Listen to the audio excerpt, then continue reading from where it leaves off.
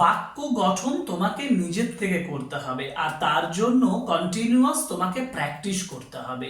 Simple present টেন্সে যখন কোন একটা বাক্য থাকে, ধরো আই গো, আমি যাই, আমি এই কথাটাই যখন নেগেটিভে বলবো তখন বলবো আই ডু নট গো। কিন্তু যখন থার্ড পারসন সিঙ্গুলার নাম্বার থাকে, হি গোজ, তখন নেগেটিভে হয় হি ডাজ নট গো। এক্ষেত্রে প্রশ্ন করার ক্ষেত্রে সিম্পল প্রেজেন্ট টেন্সে ডু বা ডাজ কে ডাকতে হয়, যেমন do I go or does he go. আবার ডাব্লিউএইচ যখন কোশ্চেন হয় তখন হোয়ার ডাজ ই গো বা হোয়ার ডু আই গো বা হোয়ার ডু ইউ গো।